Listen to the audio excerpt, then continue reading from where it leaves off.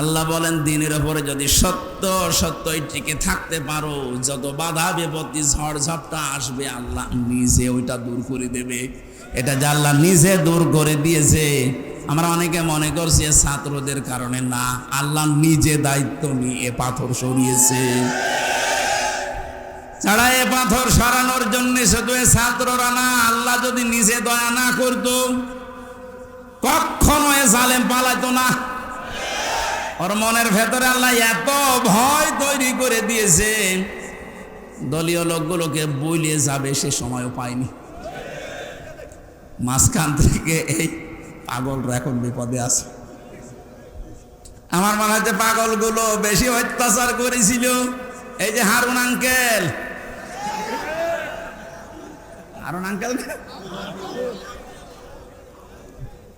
ওনার নাম এখন সারা পৃথিবীতে জানে, 3 ইঞ্চি। কি নাম দিয়েছে, মহিলারাও 3 ইঞ্চির খবর নেই। মেয়ে লোক সেও বলে 3 ইঞ্চি, ধরা পড়েছে।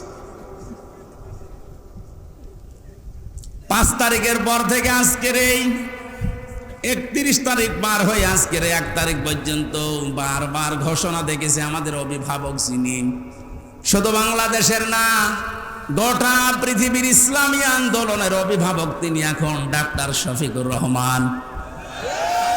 দূর থেকে উল্টাপাল্টা ধারণা করতে পারেন যে কি এমন উনি জেনারেল শিক্ষিত একটা ডাক্তার। আরে ভাই, তার ইখলাস জানেন, তার তাকওয়া জানেন, তার ইবাদতের খবর জানেন। আমি ছিলাম তার সাথে 4টা দিন। আমার তো মাঝে মাঝে মনে হয় পৃথিবীতে কেউ যদি জিন্দা ওলি দেখতে চায়, ওই আস্তালায়, গাছতলায়, বসতলায় যারা বসে আছে বটতলায়, ওরা আল্লাহর ওলি না। আল্লাহর ওলি দেখতে চাইলে আপনি ওই লোকটার দিকে তাকিয়ে থাকবেন, ওটা জিন্দা ওলি। তার ইবাদতের মারটা আপনি খোঁজ পাবেন না। এই যে সকালবেলায় এই 65 বছরের একটা মুরব্বী মানুষ, সকাল বলতে রাত 4:30টার সময় ডাক দেয়। ওই সময় হাতে হ্যান্ডকাপ দিয়ে, পায়ে বেড়ি দিয়ে কোর্টে নিয়ে যাচ্ছে। তবে 1-2 কিলোমিটার না, এই কাশিমপুর থেকে একেবারে কোর্ট পর্যন্ত যাওয়া আসা করতে প্রায় 7-8 ঘন্টা সময় লেগে যায়। এত কষ্ট স্বীকার করে রাত 8টা, 9টা, 10টার সময় ওনারে নিয়ে আসতো। ওনার যেন দেরি হয়, যেন ওনার কষ্ট হয়। ঘরে আসার পরে দেখতাম, বলতাম, মুরব্বী খাবার খাবেন না, ঘুমিয়ে পড়েন। আমারে বলছে, হামজা ঘুমাও। যত পাশেই ছিলাম, মাঝে মাঝে জিজ্ঞাসা করতাম যে এত কষ্ট করে আসলেন, ঘুমাবেন না? আমারে বলছে ঘুমাও, আমি এখন কিছু সময় আল্লাহর জিকির করব, দরুদ শরীফ পড়ব। 2-2.5 ঘন্টা ঘুমিয়ে, যে মানুষটা রাত 9:30, 10টার সময় কোর্ট থেকে এসে 2 ঘন্টা 2.5 ঘন্টা পর্যন্ত ঘুমিয়ে এরপরে তাহাজ্জুদের নামাজে, হাফেজ কিনা আমি জানি না, যতটুকুই পড়তো, এরপরে সেজদায় পড়ে যেত। 40-45 মিনিট, 1 ঘন্টা দেখি সেজদায় পড়ে আছে। ভোর পর্যন্ত যার সাদা দাড়িগুলো, সাদা চুল সব সাদা হয়ে গেছে, টপ টপ করে পানি পড়তো, শুধু হাত তুলে সেজদার পরে বসে আছে। আমার তো সেজদা লাগে 1.5 মিনিট, 2 মিনিট, আর ওনার সেজদা লাগতো 45 মিনিট, 1 ঘন্টা। 1.5 ঘন্টা কেটে যেত এক সেজদায়। আমার 12 রাকার তাহাজ্জুদ মিলে মাত্র 1.5 ঘন্টা ওনার এক সেজদায় চলে যেত। বাকি তাকওয়ার খবর তো বাস্তবে আপনি টের পাননি। প্রতি সোমবার, বৃহস্পতিবার রোজা রাখার নিয়ম। কয়জন মহারথী আছে এখানে আমল করে? সারাটা জীবনে আমল করতে করতে আসতেছে, খালি ধারণা করে দূর থেকে, হ্যাঁ কি জানে, এত ডাক্তার মানুষ। তার যে এলেমের বহর, একটা জেনারেল মানুষ হয়ে কোরআনে কারিম এরকম গভীর গভীর কথা বলা আমি বিশ্ববিদ্যালয়েও পাইনি। আরে ভাই, আমি তো ভার্সিটিতে শেষ করে আসলাম, আমাদের বহর তো আমি দেখেছি।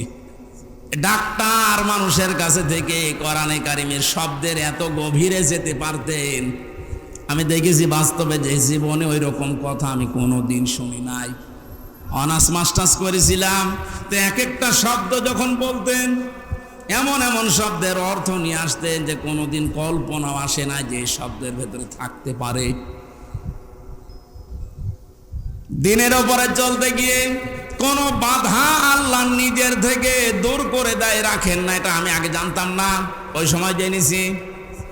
আল্লাহ পাক বলেন, তোমাদেরকে যেহেতু আল্লাহ নির্বাচিত করেছে লক্ষ লক্ষ কোটি কোটি উম্মত থেকে, সুতরাং তোমাদের দাম কম না, অনেক বেশি। তোমাদের পরে ঝড় ঝাপটা বিপদ আপদ আসবে আল্লাহ জানে, কিন্তু আসলে আল্লাহ থাকতে দেবে না, স্থায়ী হতে দেবে না। আল্লাহ নিজে দায়িত্ব নিয়ে ওই ঝড় ঝাপটা বিপদ আপদ তার নিজের দায়িত্বে দূর করে দেবে। আল্লাহ এইটাই করে দিয়েছে। এই কথা বলে না কেন? নাই তাই 15 বছরে কত মহারথী তো চেষ্টা করলো, সব চেষ্টায় প্রায় বিফল হয়ে গেছে। ছাত্র আন্দোলনের নামে যারা নেমেছিল, এ মানুষগুলোর সাথে মাস্ট বি আল্লাহ আবাবিল পাঠিয়েছিল। জালেমদের মনের ভেতরে আল্লাহ ভয় তৈরি করে দেন। এ দায়িত্ব কার? আরো জোরে। এটা তৈরি করেন কাদের কারণে? যে মানুষগুলোর ভেতরে ইখলাস আছে যত বেশি, তাকে দেখলে জালেমরা ভয় পায় তত বেশি। আমরা 15 বছর অনেক জালেমকে ভয় পেয়েছি তার অত্যাচারের কারণে, আর আমিরে জামাতকে এখনো জালেমরা ভয় পায় তার তাকওয়ার কারণে। বাংলার মুসলমানেরা, আমি যেটা বোঝানোর জন্য পর্যন্ত এসেছিলাম, শহীদ যারা হয় এদের নিয়ে যারা উল্টা পাল্টা ধারণা করেন, কোনোদিন এই মুখ দিয়ে কথা বলবেন না যে ওনারা মরে গেছে, এমনি না, ওনারা জীবিত, কিয়ামত পর্যন্ত শুধু জীবিত এইটাই থাকবে। কিন্তু আমরা টের পাই না। এর পরের কথা আল্লাহ দিয়েছেন, মানুষ যেহেতু ধারণা করতে পারে, মুখে হয়তো বলে না, কিন্তু ধারণা করতে পারে যে মরে গেছে। আল্লাহ ধারণার উপর নোটিশ দিয়েছেন, ওয়ালা তাহসাবান্নাল্লাযীনা কুতিলু ফি সাবিলিল্লাহি আমওয়াতা বাল আহইয়াউন ইনদা রাব্বিহিম ইরযাকুন। সূরা আলে ইমরান 4 নম্বর পারা 11 নম্বর পৃষ্ঠা 9 নম্বর লাইনের 169 নম্বর আয়াত। এটা তাফসীরে কাবীরে পাবেন। আল্লামা ফখরুদ্দিন রাজি রহমতুল্লাহ আলাইহি ব্যাখ্যা করতে গিয়ে লিখেছেন, ওই পৃথিবীর মানুষেরা মুখ দিয়ে তো বলবেই না, অন্তরে যেন এ ধারণাও কোনোদিন না আসে যে শহীদরা মরে গেছে। এটা ধারণাও করা যাবে না। বালাহিয়াউন, বরং তারা জীবিত। বরং তারা কি? আরো জোরে। ইনদা রাব্বিহিম ইরযাকুন, তারা তাদের রবের কাছে খাবার খাচ্ছে। শহীদ আবু সাইদের বাড়িতে গিয়েছিলাম, যে গরিব মানুষ, 6টা ছেলে ওনার, এটাই ছোট। ওনার বাবা মারে বলছিল যে অবস্থায় ওদের বাড়ি ঘর দেখলাম, আমার মনে হয় 3 বেলা পেট পুরে খাবার খাওয়ার মতো পরিবার না। আল্লাহ তার জীবনটা এত বেশি পছন্দ করেছিলেন, সাধারণভাবে মরণ দেয়নি। এত সাহস তার বুকের ভেতরে দিয়েছিলেন, জালেমদের সামনে জীবনটা দিয়ে শাহাদত বরণ করে কিয়ামত পর্যন্ত জান্নাতি খাবার খাবে। কোনো সন্দেহ নেই এতে, কিয়ামত পর্যন্ত আল্লাহ খাওয়াবে। কারণ যেহেতু মরে না, জীবিত থাকে, আর জীবিত থাকলে খাওয়া লাগে। খাওয়া লাগে না? আর খেলে রক্ত গোশত তৈরি হয়। খাবার খেলে মানুষের রক্ত গোশত তৈরি হয়। ওই দিন আমার মাহফিল, দিন রাতের বেলা গিয়েছিলাম ওখানে। রাত 9:30টার পরে অনুষ্ঠান ছিল আমার গাইবান্ধার গোবিন্দগঞ্জে।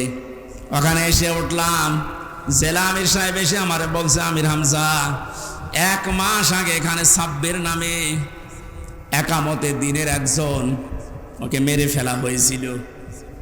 1 মাস পরে ওর কবর খুঁড়ে কবর ভেঙে গেছে বৃষ্টিতে। দেখলাম ওর কবরের ভেতর থেকে তাজা রক্ত পাওয়া যাচ্ছে। সিরাজগঞ্জবাসী, আল্লাহর কসম করে বলছি, কোরআনের আয়াত আমি 100% বিশ্বাস করি। শাহাদত বরণ করলে সত্যি এরা কিন্তু মরে না, এরা জীবিত। আর জেগে থাকলে যেহেতু খাওয়া লাগে, আর খেলে মানুষের রক্ত গোশত চর্বি চামড়া তৈরি হয়। 1 মাস পরে এই জন্য কবর ভেঙে যাওয়ার পরে দেখা যাচ্ছে ওর রক্ত টাটকা রক্ত। তার মানে আল্লাহ 1 মাস তাকে না খাওয়িয়ে রাখে নাই। না খাওয়িয়ে রাখলে তো পাওয়া যেত না। কথা বলেন না কেন? একটা বাস্তব আর একটা প্রমাণ দিচ্ছি, হাদিস। হযরতে হামজা রাদিয়াল্লাহু তাআলা আনহু, তার একটা ছোট্ট মেয়ে ছিল। সে শহীদ হওয়ার পরে নবীজির কাছে এসে বলেছিল, ভাই আমার বাবা যে শহীদ হয়েছে, আপনার মুখে আমি শুনেছি কোরআনে আছে যে শহীদরা মরে না, জীবিত, ওরা নাকি জান্নাতে ঘুরে বেড়ায়। আমার বাবা যে শহীদ হয়েছে জীবিত, আমি এটা দেখতে চাই। নবীজি বললেন, বোন আমার কি করে দেখাবো এখানে তোমাকে? হঠাৎ করে ছোট মেয়েটা আকাশের দিকে তাকিয়ে বলছে, আব্বু আমি এখানে। নবীজি বলছেন, বোন কাকে ডাক দাও? বলছে, আব্বু ওই যে পাখা লাগিয়ে কার সাথে যেন উঠতেছে। বিশ্ব নবী বলেন, বোন আমার ওটা দুনিয়া না, ওটা জান্নাতের ভেতরে তোমার বাবা জান্নাতের পাখি হয়ে উঠতেছে। এই লোকটাকে 70 টুকরা করা হয়েছিল। এক লজ্জা স্থান কেটে 3 টুকরা করেছে। বিভিন্ন জায়গায় ছড়িয়ে ছিটিয়ে দিয়েছে, উহুদের ময়দানে, পাহাড়ি এলাকায়। সাহাবায়ে কেরাম তার লাশ টুকরা টুকরা গুলো এনে যখন এক জায়গায় করলেন, কয়েকটা টুকরা আর পাওয়া যায়নি, এমন দূরে দূরে তারা ফেলে দিয়েছে। নবীজি নিজের চাদরটা দিয়ে হযরতে হামজাকে ঢেকে দিলেন। মাথা থেকে হাঁটু পর্যন্ত ঢেকেছিল, হাদিস এটা, পার বেরিয়ে থাকে, ঢাকা যায় না। আল্লাহর নবী মুহাম্মদুর রাসূলুল্লাহ নিজে সাহাবীদেরকে দিয়ে পাহাড়ি এলাকার লতা পাতা দিয়ে তার পাটা ঢেকে দিলেন, কবরে রাখলেন। যেহেতু জানা তার জন্য কাফন দাফনের জন্য ধোয়ানোর কোনো লাশ ধোয়ানোর সিস্টেম নেই, শহীদরা মরে গেলে ধোয়ানো লাগে না। যেভাবে ইন্তেকাল করবে, শাহাদত বরণ করব, ওইভাবেই কবরে দেওয়া লাগবে। কারণ কিয়ামতের দিন উনি ওইভাবে আল্লাহর সামনে উঠে দাঁড়াবে। আপনি যদি দেখবেন আবু সাঈদ কিয়ামতে যখন উঠবে, 4টা গুলি লেগেছে যেখানে যেখানে, ওইটা নিয়ে দাঁড়াবে ঠিক ওইভাবে। আল্লাহ জিজ্ঞাসা করবে, আবু সাঈদ তোমার শরীরে এতগুলো গুলি, রক্তের দাগ কেন? বলবে, আমি সালেমদেরকে হটানোর জন্য, মানুষের অধিকার প্রতিষ্ঠার জন্য চেষ্টা চালিয়েছিলাম। শেষ পর্যন্ত জালেমরা আমার বুকে, আমার পেটে, আমার মুখের উপরে গুলি লাগিয়েছে। যে সমস্ত জায়গায় গুলি লেগেছে, ওই জায়গাগুলো একেবারে জিন্দা নিয়ে তোমার সামনে আমি হাজির হয়ে গেছি। হযরতে হামজাকে আল্লাহর নবী কবরে রাখলেন। এই ডিস্টার্ব হচ্ছে কেন? ডাক দিয়ে বলেন হামজাকে, রব্বুল আলামিন এই যে আমার চাচাকে আমি কবরে রাখলাম, এখন পর্যন্ত আমার চাচার উপরে আমি রাজি আছি, খুশি আছি। মাবুদ আমি তোমার গোলাম হয়ে বলছি, তোমার রসুল হয়ে দাবি করছি, আমার চাচা হামজার উপরে তুমি রাজি হয়ে যাও। নবীজি বলেন, যদি আমি রাজি হয়ে গেছি, আল্লাহ তুমি রাজি হয়ে যাও, আল্লাহ দেরি করবে? দেরি যে করে না, এই আয়াত তার প্রমাণ তাফসিরে পেয়েছি আমি। ওনাকে কবর দেওয়ার 30 বছর পর কবরটা ভেঙে গিয়েছিল। মদিনা একটা ঢল হওয়ার কারণে দেখে রক্ত ভেসে আসতেছে পানির ভেতরে। ওই সময় হযরতে হামজার সাথে যারা ছোট বয়সে যুদ্ধ করেছিল, তারা এখন মুরব্বী হয়ে গেছে। রক্ত অনুসন্ধান করতে করতে গিয়ে দেখে 30 বছর আগে মুহাম্মদুর রাসূলুল্লাহর চাচা হযরতে হামজাকে ওরা যেখানে যেখানে আঘাত করেছিল তরবারি দিয়ে, ওই জায়গাগুলো দিয়ে ফিনকি দিয়ে রক্ত বের হচ্ছে। বাংলার মুসলমানেরা ভালোভাবে মিলান, আল্লাহ যে আহয়াউন দিয়ে শেষ করেননি, ইনদা রাব্বিহিম ইরযাকুন, তারা তো জীবিত এবং খাবার খায়। উনি যে খাবার খেয়েছে তার প্রমাণ 30 বছরের তাজা রক্ত। কথা বলেন না কেন? এই জন্য কোনোদিন এই ধারণা করবেন না যে যারা শহীদ হয়ে গেল এরা মরে গেছে, বলবেন তো নাই, ধারণা করা যাবে না। এই শহীদদের আত্মার মাগফিরাত আল্লাহ ওদেরকে এমনিতেই মাফ করে দিয়েছে। কারণ কি? ওয়ালিয়াকুলামাল্লাহুল্লাযীনা আমানু ওয়া ইয়াত্তাখিযা মিনকুম শুহাদা আল্লাহু লা ইউহিব্বুজ জালিমিন। রব্বুল আলামিন বলেন, কিছু মানুষকে আমি সাধারণভাবে মরণ দিতে চাই না, যার ইমান এবং যার অ্যাক্টিভিটিস কাজকর্ম আমার কাছে পছন্দ হয়, ওই মানুষটাকে আমি আল্লাহ শাহাদতের মরণ দিয়ে ধন্য করে দেই। আর জেনে রাখো আয়াতের শেষের কথা, আল্লাহু লা ইউহিব্বুজ জালিমিন, কোন জালেমকে আমি ভালোবাসছি না, বাসবো না। এটা মোজারে বর্তমান ভবিষ্যৎ, প্রেজেন্ট ফিউচার। এজন্য জালেম যারা, তাদের কপাল বড় খারাপ। আপনার দুনিয়াও শেষ, আখিরাত তো শেষই। আমি দোয়া করলেও হবে না জালেমদের জন্য, কারণ আল্লাহু লা ইয়াহদিল কওমাজ জালিমিন, জালেমদেরকে আল্লাহ হেদায়েত দিচ্ছে না, দেবে না। আমরা আর চাই করে যেন জালেম হয়ে না যায়।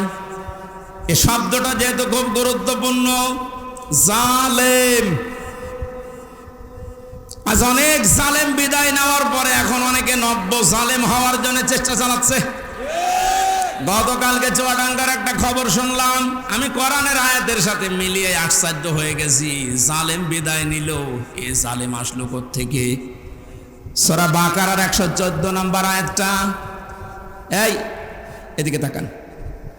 ওমান আযলামু মিম্মান মানাআ মাসাজিদাল্লাহি আইয়ুযকারা ফীহা ইসমুহু ওয়া সাআ ফী খারাবিহা ইলা আখির আয়াত। ওরা কোরআনে কারীম থেকে দার্স দিচ্ছিল, এক জালেম এসে বলছে এটা বন্ধ করো, এটা মসজিদের ভেতরে রাজনীতি চলবে না। আমি মিলিয়ে দেখলাম কোরআনে কারিমের আয়াত আল্লাহ মনে হয় ওর নাম দিয়েই নাযিল করেছে। আমান আসলাম, আল্লাহ বলেন বড় জালেম দেখতে চাও? আমি আল্লাহর দৃষ্টিতে সবচাইতে বড় জালেম ওই লোকটা, মিম্মাম মানা মাসাজিদ আল্লাহ, যে লোকটা আল্লাহর মসজিদের ভেতরে নিষেধ করে, আইয়ুযকারা ফীহা ইসমুহু, তার নামের জিকির করতে, তার নামের আলোচনা করতে আল্লাহর ঘর মসজিদে যারা নিষেধ করে, এরা আল্লাহর দৃষ্টিতে বড় জালেম। আমরা মনে করছি জালেম হয়তো বিদায় হয়ে গেছে, না, এখনো নব্য জালেম তৈরি হচ্ছে। এজন্য জালেম যদি কেউ হয়ে থাকেন, বুঝে হন আর না বুঝে হন, থামেন, আপনার কপালে আগুন লাগবে।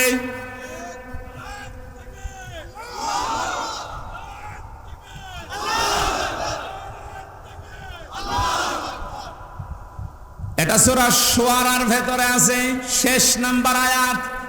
আল্লাহ বলেন অতি শীঘ্রই জালেমরা তাদের পরিণতি, তাদের আশ্রয়স্থল দেখতে পাবে। এই জালেমরা যেমন আজ দেখতে পাচ্ছে, এত বড় দরবেশ কেউ দেখলাম জুলুম করার ফল কি? দাড়ি কেটেও বাঁচতে পারে না। আল্লাহ বলেন জালেমদেরকে আমি ধরি, কারণ জালেমের বিরুদ্ধে আমার মামলা। কার মামলা? শব্দটা লক্ষ্য করেছেন? জালেমের বিরুদ্ধে হামজা মামলা দেবে না, জালেমের বিরুদ্ধে মামলা দেবে কে? ডাক্তার শফিকুর রহমান আজকেও ঘোষণা দিয়েছে কুষ্টিয়ায় যে আমরা সবাইকে সাধারণ ক্ষমা করে দিলাম, কিন্তু যে পরিবারগুলো অত্যাচারিত হয়েছে তারা যদি এখন অত্যাচারের প্রতিশোধ নিতে গিয়ে কিছু করে, ওইটার জন্য আমরা দায়ী না। শব্দটা তো আসলে ঠিক, কারণ ওয়াইন আকাবতুম ফাআকিবু বিমিসলি মা উকিবতুম বি। আল্লাহ বলেন যতটুকু অত্যাচারিত হয় প্রতিশোধ অতটুকু নিতে পারবা। আমার তো যতটুকু মনে হচ্ছে এতটুকু নিলেও জালেমরা দুনিয়ায় টিকে থাকতে পারবে না। আপনাকে ব্যারিস্টার আরমানের মতো 8 বছর যদি মাটির নিচে ওই কবরের ভেতরে রাখা যায়, আপনি যত বড় জালেম হন এমনি মরে যাবেন। আল্লাহ তো বলেছে যতটুকু করেছে অতটুকু করো, আপনি পারবেন।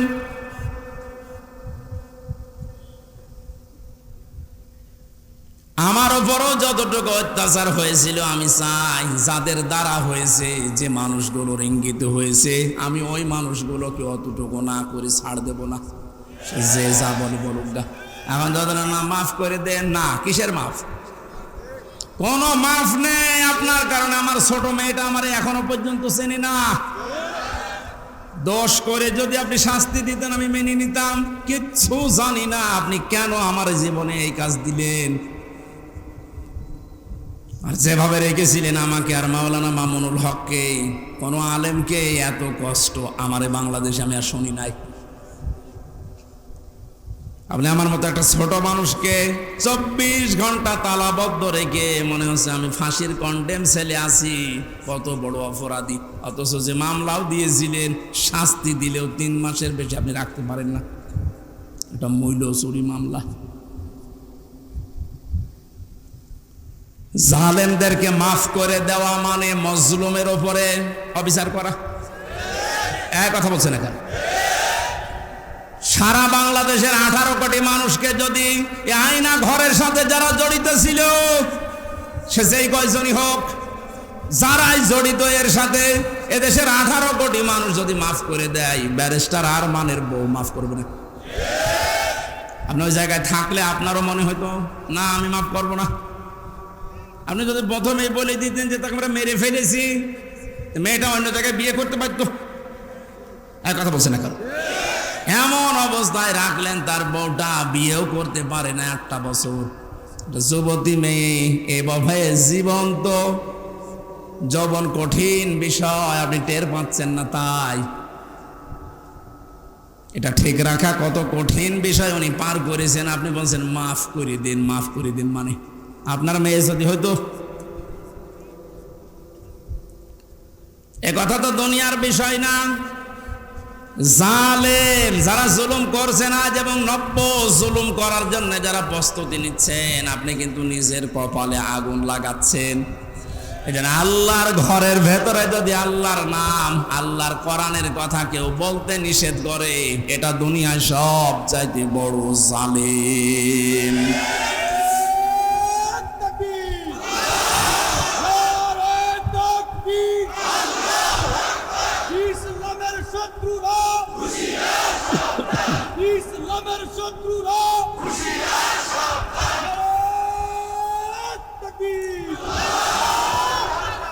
এবার একটা কঠিন আয়াত বলছি, খুব ভয়ঙ্কর এটা।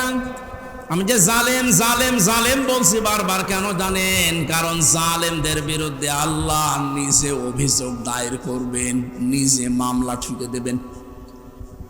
ইন্নামাস সাবিলু আলাল্লাযীনা ইয়াযলিমুনান নাস।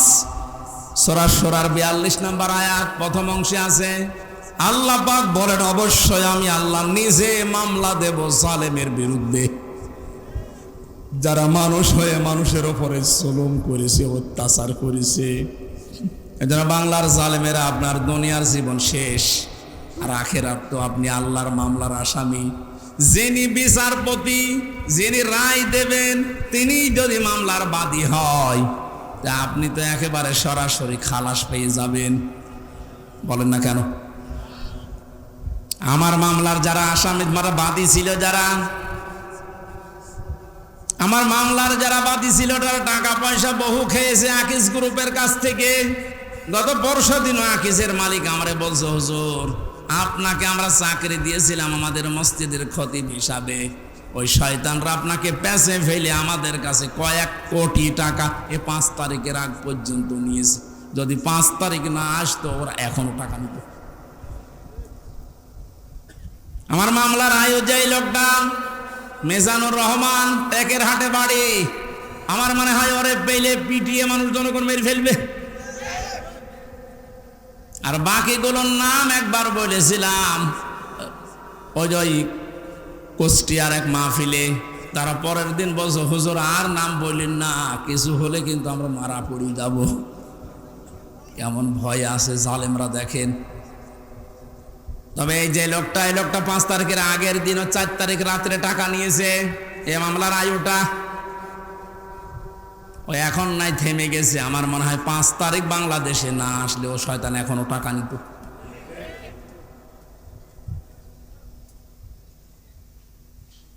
আপনারা তো আল্লাহর মামলার আসামি। আমার মামলা গত বৃহস্পতিবারে সব ঢিসমিস হয়ে গেছে, খারিজ করে দিয়েছে।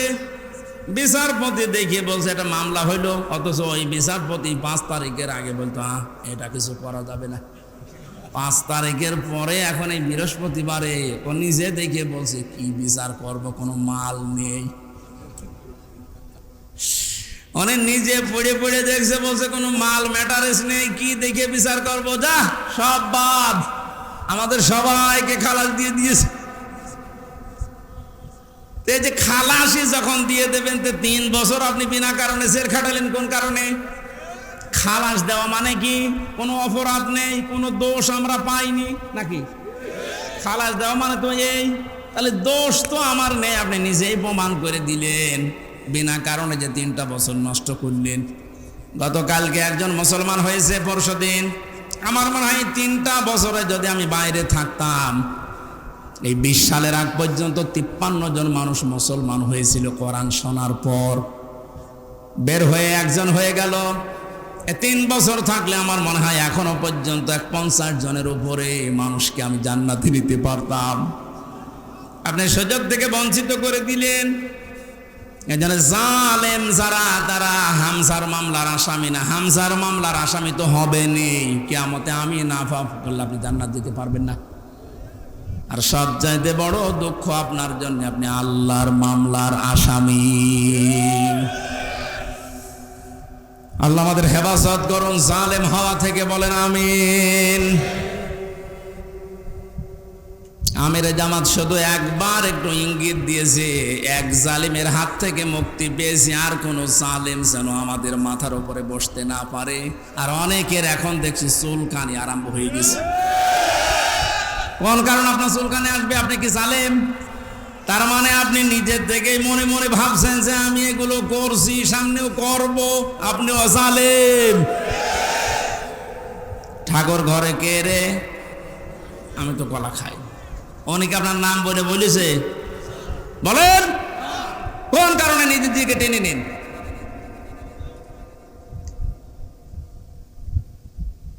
পাপ যদি পূর্ণ হয়ে যায় তখন কিন্তু আল্লাহ আর ছাড় দেয় না। ওয়ালা ইয়াহসাবান্নাল্লাযীনা কাফারু আন্নামা নুমলি লাহুম খায়রুল লিআনফুসিহিম ইন্নামা নুমলি লাহুম লিয়াজদাদু ইসমা ওয়া লাহুম আযাবুম মুহিন। কাফেররা ধারণা করে আমাদের চেয়ার যে বসে আছি, ক্ষমতার চেয়ার, এর নড়ন চড়ন নেই, এটা মনে হয় আল্লাহ ভালোবেসে আমাদেরকে দিয়েছে। আল্লাহ বলেন না, ওরা মনে করে আমাদের কল্যাণের জন্য চেয়ার, আমরা যা করছি সবই তো বৈধ। আল্লাহ বলেন তোদেরকে তোদের পাপের বোঝাটা পরিপূর্ণ করার জন্য আমি আল্লাহ চেয়ারে বসিয়ে রেখেছি। ওরা সর্বশেষ পাপের বোঝা পরিপূর্ণ করেছে ইসলামী আন্দোলন, একামতে দিন, জামাত ইসলামকে নিষিদ্ধ করার মাধ্যমে। এটা না করলে পাপের বোঝা পরিপূর্ণ হচ্ছিল না। যেই শয়তানগুলোর পরামর্শ এটা করেছিল, শয়তান এখন সব ডিম খাচ্ছে, সবগুলো ডিম খাচ্ছে, পচা ডিম। কথা বলে না কেন? লিয়াজদাদু ইসমা, ওদের পাপের বোঝা 5 তারিখের আগ পর্যন্ত পূরণ হয়নি। যেই করেছে 1 তারিখে, 4 তারিখের ভেতরে আল্লাহ সব কমপ্লিট করে দিয়েছে। ওয়ালাহুম আযাবুম মুহিন, ওদের জন্য অপমানজনক শাস্তি। এর চাইতে আর কত অপমান হবে বলেন? বলছিলেন না জেলা আমির যে কেক মারছে, আমার মনে হয় আমরাও সুযোগ পাচ্ছি না। সুযোগ পেলে আমরাও 2-1টা দিতাম। কারণ আপনারা যা করেছেন আমার সাথে, কম বেশি এই দেশে যদি 10 জন আলেমকে পরিস্থিতির দিক থেকে, এলেম আমল না, শুধু পরিস্থিতির দিক থেকে 10 জন মানুষকে সারা বাংলাদেশে চেনে, তার ভেতর আমি একজন। পেটের ভেতর থেকে শুনতে শুনতে আসে যে হামজা বলে একজন আছে। গাড়িতে আসার সময় মায়ের কোলে বসে বসে কি খাচ্ছে, চিপস খাচ্ছে, আর বলছে ওই যে হামজা দাস।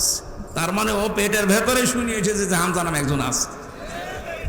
এইরকম একটা পরিচিত মানুষের সাথে আপনি আমার মাজায় দড়ি দিয়ে, পায়ের ভেতরে বেড়ি দিয়ে, তাও ডান্ডা বেড়ি, হাতের ভেতরে আপনি হ্যান্ডকাপ দিয়ে, কালো কাপড় দিয়ে চোখ বেঁধে আপনি 11 ঘন্টা টাঙিয়ে রাখলেন। আপনি মানুষ দিয়ে টেনে নিয়ে যেত আদালত প্রাঙ্গণে, মনে হয়তো তো ছাগল টেনে নিয়ে যাচ্ছে। আর ওই কয়েকতলা আছে তো, ওই অন্য জায়গা থেকে একে অন্যের সাথে তাকিয়ে টিপ্পনি কাটতো, ঠিকই হচ্ছে। এবার আমরাও বলি যে ঠিকই হচ্ছে। আপনি সব বলেন, আপনি সব বলেন।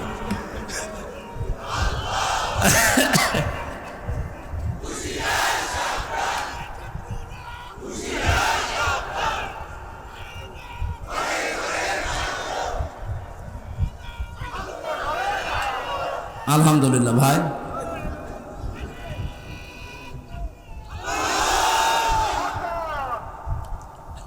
আমাদের মুরব্বী আমাদের মাথার তাজের কথা মতো আপনাদেরকে আমরা মাফ করে দিলাম, কিন্তু আপনারা যা করেছেন কোরআন হাদিস পড়ে যা বুঝছি, আল্লাহ আপনাদের মাফ করবে না, আল্লাহ নিজে আপনাদের বিরুদ্ধে মামলা দেবে। এখানে জালেম সারা এবং জালেম এখন যারা নতুন করে হচ্ছেন, আপনারা আল্লাহর মামলার কেসের আসামি। খুব গুরুত্বপূর্ণ বিষয় এটা, খেয়াল করে জীবন চালাবেন। যে মানুষগুলোর আত্মার মাগফিরাত এবং রূহের আহত মানুষদের সুস্থতায় কামনায় তাফসির মাহফিলের আয়োজনে, বিশাল আয়োজনে যারা আঞ্জাম দিয়েছে, যারাই খেদমত করেছে এত বড়, আল্লাহ প্রত্যেককেই তাদের মনের কামনা বাসনা পূরণ করুন। আমরা বারবার বলছি, আমরা কিন্তু এখনো পর্যন্ত বিজয় অর্জন করতে পারি নাই, আমরা শুধুমাত্র স্বাধীন হয়েছি কেবল। আমরা জুলুম মুক্ত হয়েছি, এখনো পুরোপুরি না, ষড়যন্ত্র তো থেমে নেই। এই জন্য আসল বিজয় হবে তখন যখন দেখব কোরআনে কারিম দিয়ে 56,000 বর্গ মাইল চলছে। কারণ এই দেশটায় 53 বছরে বাবা চালিয়েছে, স্বামী চালিয়েছে, চাচা চালিয়েছে, বুবু চালিয়েছে, ভাবি চালিয়েছে, সবই আমি না দেখিয়ে মুরব্বীরা দেখিয়েছে। এক কথা বলে না কেন? শুধুমাত্র এখন দেখতে বাকি আছে এইটা দিয়ে চললে কেমন লাগে, এইটা দিয়ে যেন সংসদ চলে, দেশটা চলে, দেখতে চান না?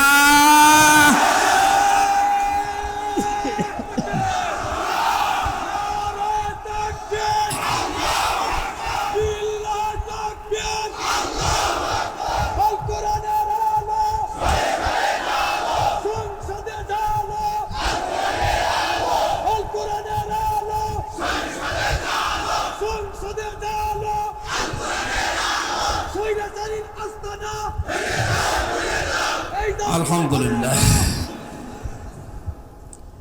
অনেককে এখন এই নতুন একটা পায়তারা আজ 2 দিন থেকে শুনছি আরম্ভ করেছে যে ইসলাম যদি যায়, এরা ভুল ভাল আপনাদেরকে বোঝাচ্ছে, যদি ইসলাম যায় মেয়েরা আপনারা কিন্তু আবার ঘরবন্দি হয়ে যাবেন।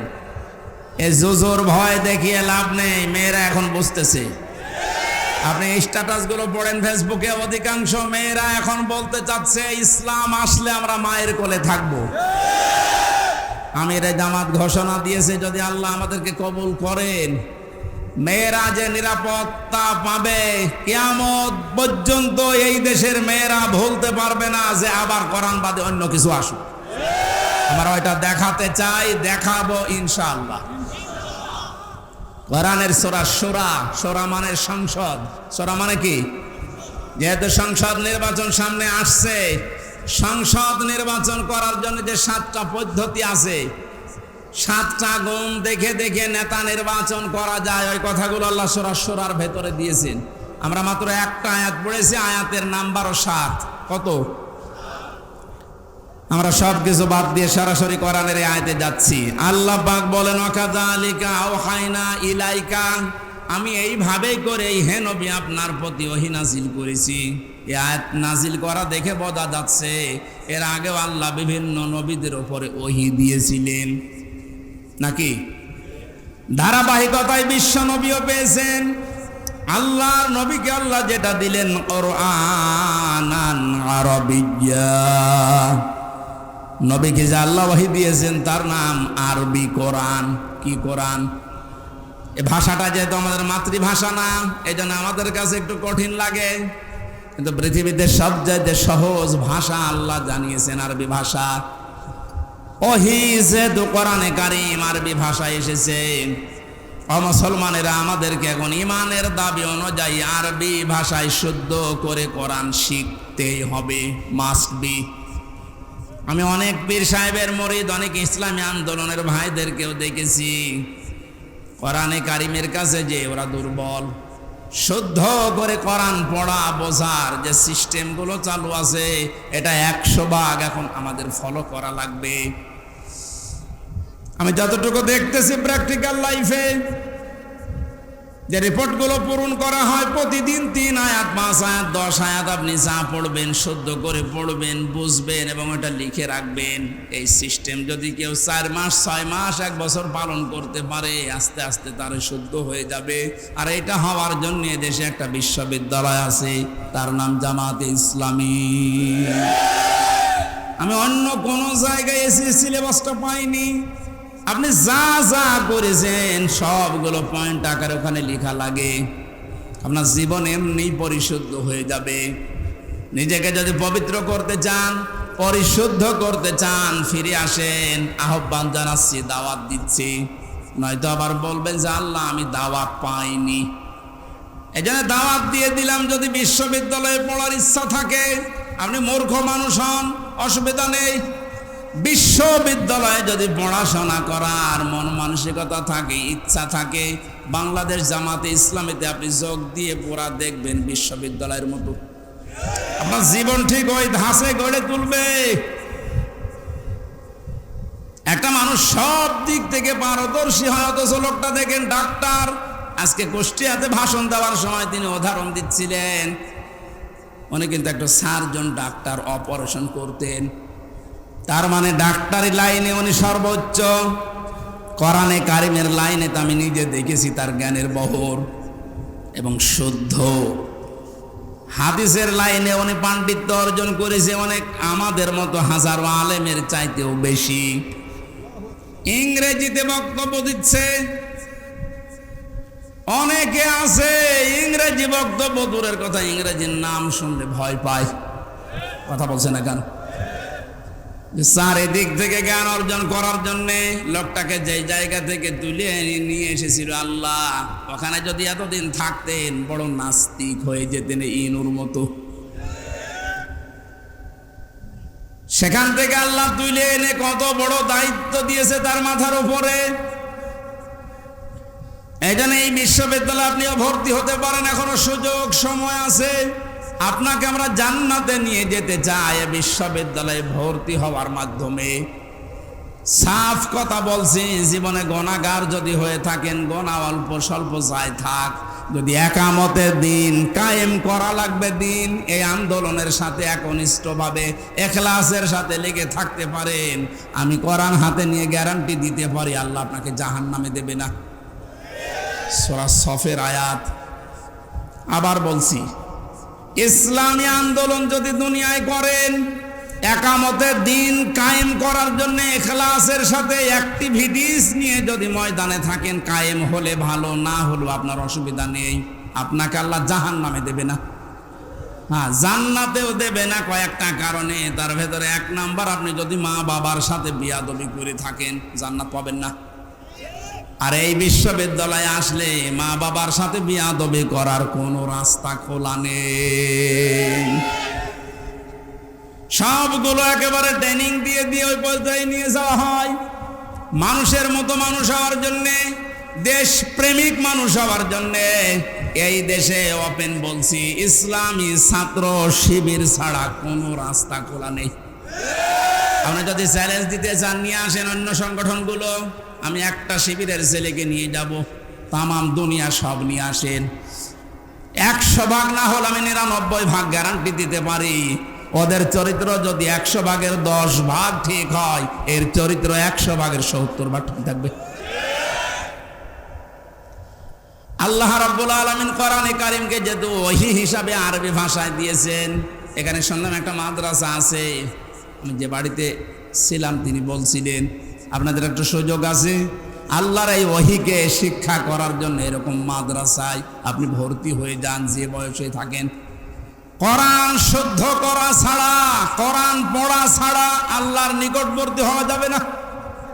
ইমাম মালিক বলেছিলেন, মাবুদ তোমার প্রিয় হওয়া যায় কিভাবে?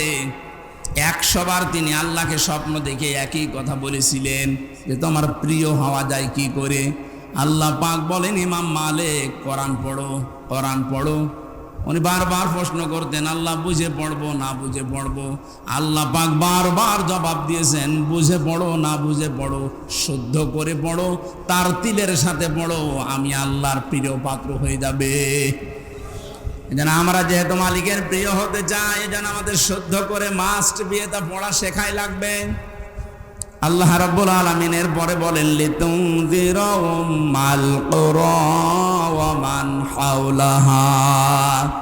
হে নবী, এই কোরআন দিয়ে আপনি মক্কার এবং মক্কার আশেপাশে যা আছে, এই আশপাশ বলতে তামাম দুনিয়া বুঝিয়েছেন আল্লাহ। তাফসির ইবনে কাসিরে লিখেছে ওমান হাওলাহা মানে সমগ্র পৃথিবী।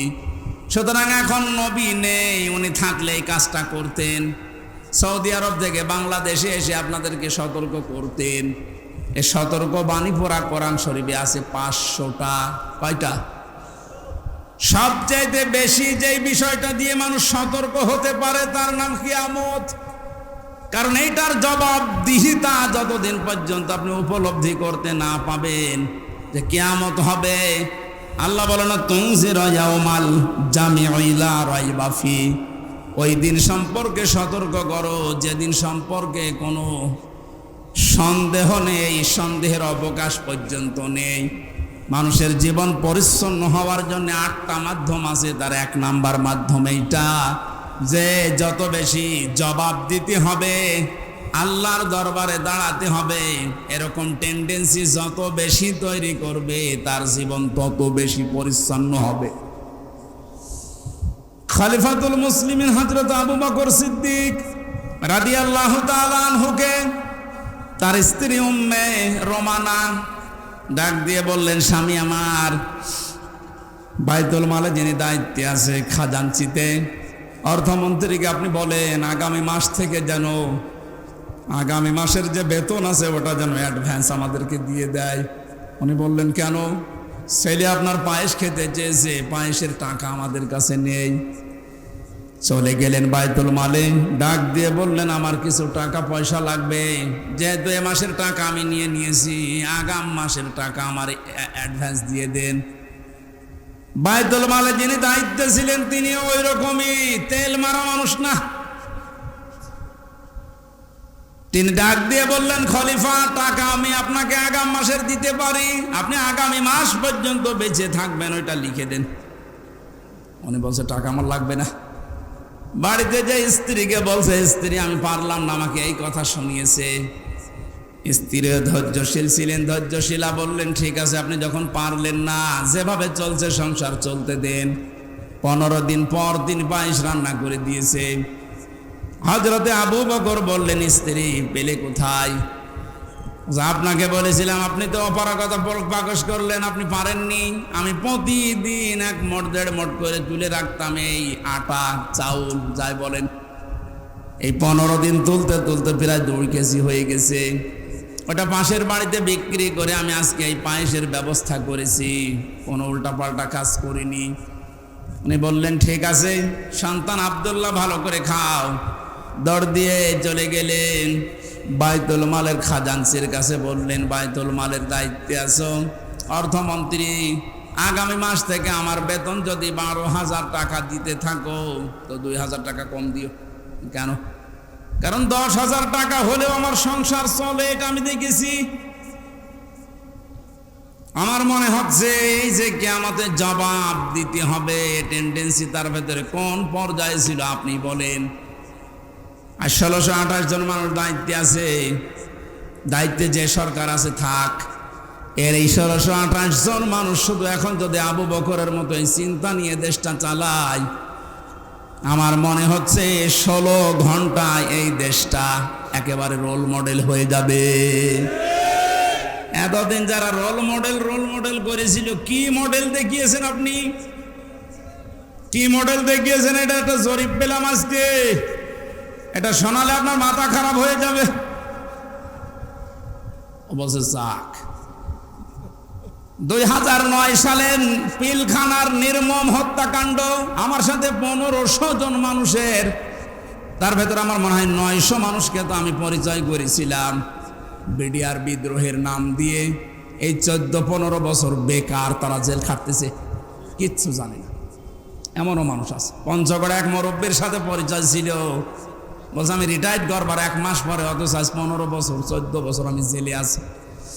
2013 সালে হেফাজতের কর্মীদের শাপলা চত্বরে যে নির্মম হত্যাকাণ্ড, 2014 সালে একক নির্বাচন, 2018 সালে কোটা আন্দোলনকারীদের নির্মম নির্যাতন, 2018 সালে নিরাপদ সড়ক আন্দোলনকারীদের নির্মম নির্যাতন, 2018 সালের নির্বাচনী গায়েবী ভোট, বিরোধী দলীয় নেতা কর্মীকে গুম, খুন, হত্যা এবং আয়নাঘর,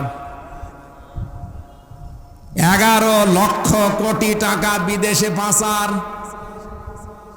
তার ভেতরে এক দরবেশী 36,000 কোটি টাকা, এটা 11 লক্ষ কোটি। দলীয় প্রয়োজনে পুলিশকে ব্যবহার, বাক স্বাধীনতা কেড়ে নেওয়া, সর্বশেষ 2024 সালে কোটা আন্দোলনের নামে গণহত্যা। এর একটা অস্বীকার করতে পারবেন? আমি দেয়নি, বিবিসি দিয়েছে জরিপটা।